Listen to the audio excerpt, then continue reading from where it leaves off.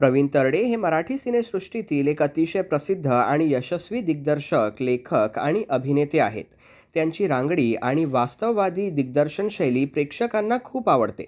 देऊळ बंद 2 आता परीक्षा देवाची या चित्रपटाच्या निमित्ताने त्यांच्या दिग्दर्शनाची आणि आजवरच्या प्रवासाची माहिती त्यांनी गुरुवार दिनांक 11 जून 2026 रोजी अमरावती येथे हॉटेल मेहफिल इन येथे आयोजित पत्रकार परिषदेत दिली.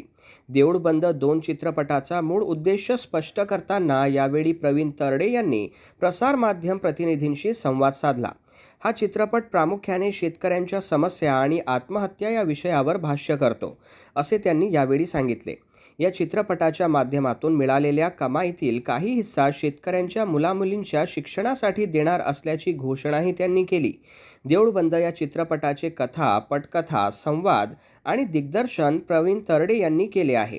चित्रपटात दिग्दर्शनासोबतच त्यांनी सदू शेठ ही महत्त्वाची भूमिकाही साकारली आहे. या चित्रपटात ज्येष्ठ अभिनेते मोहन जोशी हे श्री स्वामी समर्थ आणि प्रवीण तरडे यांच्या धर्मपत्नी स्नेहल तरडे या संगीता म्हणजेच मुख्य शेतकरी महिला यांच्या प्रमुख भूमिकेत आहेत. यांच्यासोबतच महेश मांजरेकर, प्रसाद ओक, ओम भूतकर आणि मंगेश देसाई यांनीही यात काम केले आहे. देऊळ बंद भाग 1 नंतर त्यांनी मुळशी पॅटर्न, सरसेनापती हंबीरराव, धर्मवीर आणि धर्मवीर 2 यासारख्या सुपरहिट चित्रपटांचे दिग्दर्शन केले आहे. देऊळ बंद 2 या चित्रपटाला सिनेरसिकांचा लाभलेला प्रतिसाद लक्षात घेता यानंतर आगामी काळात आपण देऊळ बंद 3 चित्रपटाची निर्मिती करणार असल्याचे त्यांनी सांगितले. तसेच या चित्रपटाचे चित्रीकरण हे आता अमेरिकेत व विदेशातील विविध लोकेशनवर केल्या जाणार असल्याचे सुद्धा यावेळी प्रवीण तरडे यांनी सांगितले. तसेच आत्मनिर्भर भारत या थीमवर आधारित हा चित्रपट असणार असल्याचे सांगताना सिनेरसिकांचे लाभणारे सातत्यपूर्ण पाठबळ ही आपणास लाभणारी ऊर्जा असल्याचे सांगण्यास यावेळी प्रवीण तरडे विसरले नाहीत. याचा उल्लेख मात्र आवर्जून करावाच लागेल.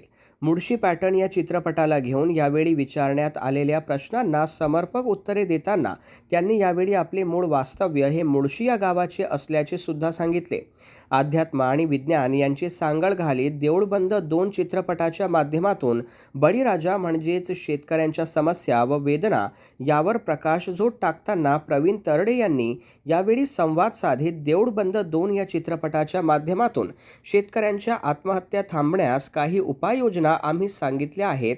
त्यामुळे हा चित्रपट पाहिल्यानंतर कोणताही शेतकरी हा आत्महत्या करणार नाही, असा सुद्धा त्यांनी दावा केला आहे.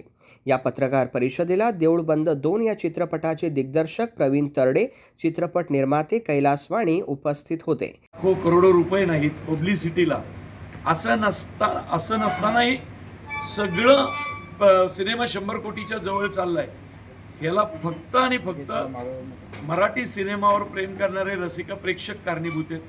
आणि शेतकऱ्यांना ही सगळी जी नफा दिला जाणार आहे त्यात माझ्यापेक्षा या निर्मात्यांचं कौतुक जास्त आहे, कैलास वाणी साहेबांचं, की त्यांना वाटलं हे सगळं द्यावं. मुळात ते खानदेशातले आहेत, म्हणून कदाचित खानदेशातल्या माणसाला वाटलं की स्वतः शेतकरी पण आहेत, शेतकऱ्यांचं दुःख याला मी मदत करावी.